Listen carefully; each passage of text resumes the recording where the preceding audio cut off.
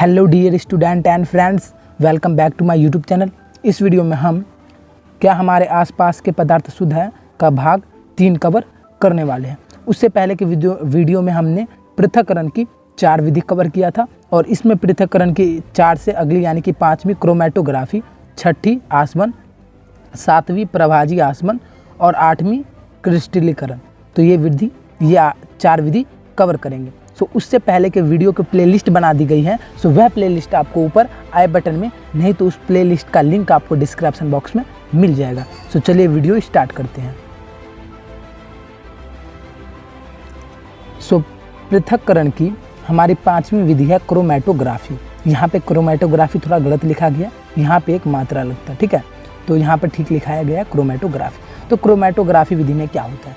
Chromatography एक paper होता है। तो क्रोमेटोग्राफी पेपर की सहायता से जब पानी के कण ऊपर की ओर 2 अलग अलग रंगों के साथ जाते हैं तो क्रोमेटोग्राफी पेपर द्वारा दोनों रंग पृथक हो जाते हैं, क्योंकि दोनों रंग अलग अलग गति से सोख लिए जाते हैं। आप इसे नोट्स की तरह स्क्रीनशॉट ले सकते हो। अब मैं चलिए इसे समझा देता हूँ।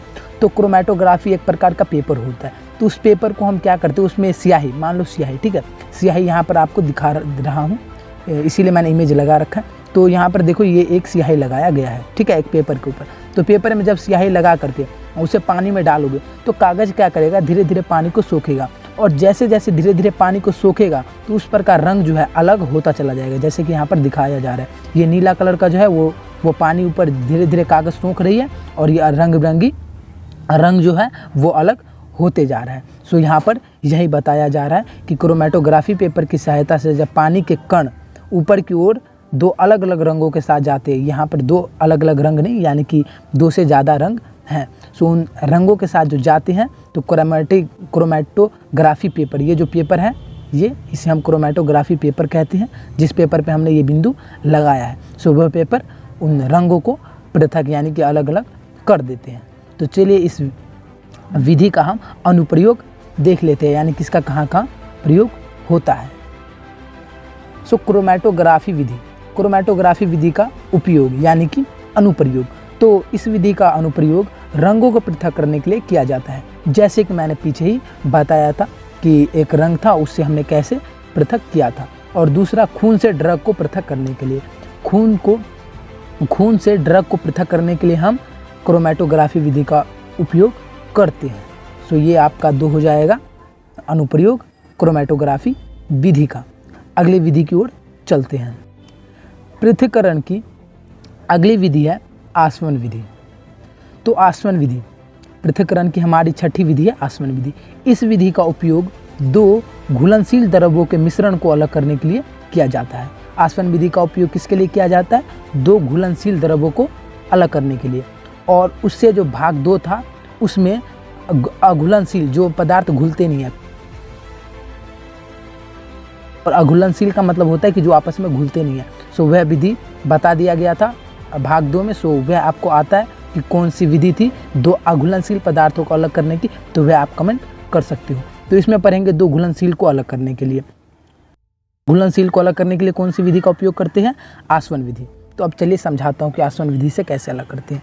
तो यहाँ पर आपको दिख रहा होगा, ये एक थर्मामीटर लगाया गया है, ये लैंप है और ये फ्लास्क है, और यहाँ से इसमें जो है जल और एसीटोन का विलयन है इसके अंदर, ठीक है, इसके अंदर यानी कि आसवन फ्लास्क के अंदर जल और एसीटोन का मिश्रण है। तो यहाँ से हम जैसे ही तापमान बढ़ाते हैं, ठीक है, यहाँ पर जैसे हम तापमान बढ़ाते हैं तो इसमें जो एसीटोन होता है, ठीक, एसीटोन वाष्पित हो करके और इस पाइप से जो आपको दिख रही है, ठीक है, शीतल जल से ये जाने वाली नली, तो इस जल से यहाँ से ये एसीटोन धीरे धीरे जा करके और इसमें एसीटोन स्टोर हो जाती है, यानी कि यहाँ पर आ जाती है। क्यों? क्योंकि एसीटोन का क्वांटनांक जो होता है कम होता है और जल का ज़्यादा होता है। तो एसीटोन का क्वांटनांक कम होने के कारण वो जल्दी वाष्पीकृत होकर के यहाँ से हमारे इस बर्तन में आ जाती है और जल इसी के अंदर रहता है। तो इस प्रकार से आसवन विधि से हम 2 पदार्थों को पृथक कर सकते हैं, ठीक है। और यहाँ से आप इसका स्क्रीनशॉट ले सकते हैं, ठीक है, यहाँ से जैसा कि आपको पूरा दिख रहा होगा। सो आप इनका स्क्रीनशॉट ले सकते हो नोट्स बनाने के लिए। तो चलिए हम इसका अनुप्रयोग देख लेते हैं आसवन विधि का। आसवन विधि, जैसा कि इस विधि का उपयोग 2 घुलनशील द्रव्यों को अलग करने के लिए किया जाता है, यानी कि दो घुलनशील द्रव्यों के मिश्रण को पृथक करने के लिए किया जाता है। तो इसका अनुप्रयोग क्या है? पानी और एसीटोन को पृथक करने के लिए, जैसा कि हमने पहले ही पढ़ा था। ठीक है, पानी और एसीटोन को किस प्रकार से अलग करती है, मैं आपको ये समझा चुका हूँ। सो आप ये इसका एक अनुप्रयोग लिख सकते हो। पानी और एसीटोन को पृथक करने के लिए हम आसवन विधि का उपयोग करते हैं। तो चलिए इससे अगली विधि की तरफ चलते हैं, जिसका नाम है प्रभाजी आसवन। पृथक्करण की 7वीं विधि है प्रभाजी आसवन विधि।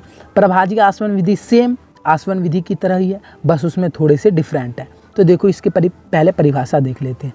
ऐसे दो या दो से अधिक घुलनशील द्रव्यों जिनके क्वांटनांकों का अंतर 25 केल्विन से कम होता है, उस मिश्रण को पृथक करने के लिए प्रभाजी आसवन विधि का प्रयोग किया जाता है। तो किस प्रकार के मिश्रणों को अलग करने के लिए प्रभाजी आसवन विधि का उपयोग करते हैं? जिनके क्वांटनांकों का अंतर 25 के यानी कि केल्विन होता है, उसके लिए हम प्रभाजी आसवन विधि का उपयोग करते हैं। ठीक है, बस यहाँ पर इतना ही हमारा डिफरेंट रहता है।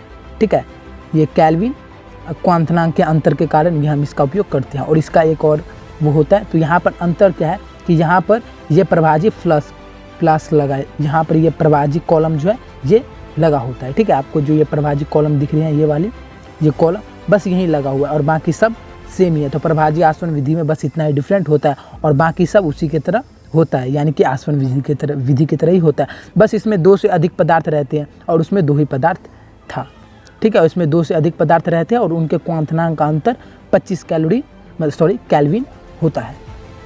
तो आप इनका स्क्रीनशॉट ले सकते हो। तो चलिए इसका हम अनुप्रयोग देख लेते हैं, प्रभाजी आसवन विधि। सो प्रभाजी आसवन विधि का अनुप्रयोग। तो प्रभाजी आसवन विधि का अनुप्रयोग क्या है कि वायु से भिन्न गैसों का पृथक्करण, मतलब वायु से अलग अलग गैसों का पृथक्करण कर सकते हैं हम प्रभाजी आसवन विधि की सहायता से। दूसरा है पेट्रोलियम उत्पादों से उनके भिन्न घटकों को पृथक्करण, मतलब पेट्रोलियम के उत्पादक जो होते हैं, जब पेट्रोलियम निकालते हैं तो वहाँ से पेट्रोलियम में बहुत सारे घटक अशुद्धियाँ मिली होती है, सो इनको हम प्रभाजी आसवन विधि से पृथक करते हैं। तो हमारा प्रभाजी आसवन विधि खत्म हो चुका है और हम अंतिम विधि की ओर चलते हैं। सो हमारा अंतिम पृथक्करण की हमारी अंतिम विधि है। यहाँ पर सबसे पहले तो देखो, यहाँ पर मिस्टेक हो गया है कि यहाँ पर 3 लिखा, यहाँ पर मिस्टेक हो गया, यहाँ पर जो हमारा 3 लिखा गया है। ठीक है, तो यहाँ पर आप 8 लिख सकते हो। तो चलिए क्रिस्टलीकरण विधि शुरू करते हैं। तो क्रिस्टलीकरण विधि, ठीक है, ये क्रिस्टलीकरण, तो क्रिस्टलीकरण का पहले परिभाषा देख लेते हैं। क्रिस्टलीकरण विधि का प्रयोग ठोस पदार्थों को शुद्ध करने के लिए किया जाता है। क्रिस्टलीकरण विधि का उपयोग किसके लिए किया जाता है? ठोस पदार्थों को अलग करने के लिए, यानी कि ठोस पदार्थों को शुद्ध करने के लिए हम क्रिस्टलीकरण विधि का उपयोग करते हैं। कोई ठोस पदार्थ होती है जैसे समुद्री जल से नमक को पृथक करने के लिए, तो यहाँ पर पहले इसका अनुप्रयोग सीधा आ जाते हैं। आप समझ गए होंगे कि क्रिस्टलीकरण विधि का उपयोग किस लिए करते हैं? ठोस पदार्थों को पृथक करने के लिए। तो क्रिस्टलीकरण विधि का अनुप्रयोग हो जाएगा समुद्री जल द्वारा प्राप्त नमक को शुद्ध करने में। ठीक है, पहला अनुप्रयोग इसका हो जाएगा, समुद्री जल द्वारा प्राप्त नमक को शुद्ध करने के लिए हम क्रिस्टलीकरण विधि का अनुप्रयोग करते हैं। दूसरा है अशुद्ध नमूने से फिटकरी को पृथक करने में। ठीक है, 2 अनुप्रयोग हो गया क्रिस्टलीकरण विधि का। सो इस प्रकार हमारा वीडियो खत्म होता है और इससे पहले सभी इंपॉर्टेंट वीडियो आपको एंड स्क्रीन में नहीं तो डिस्क्रिप्शन बॉक्स में मिल जाएगा और उससे पहले के भी वीडियो आपको मिल जाएंगे। सो वीडियो पसंद आया हो तो लाइक कीजिए। लाइक करने से और कमेंट करने से मैं अगले बार इससे भी बेहतर वीडियो लाने की कोशिश करूँगा। सो आपके लिए एक सवाल है कि हम 2 घुलनशील पदार्थों को किस विधि से पृथक कर सकते हैं। सो जवाब आप कमेंट कर सकते हैं। Thanks for watching.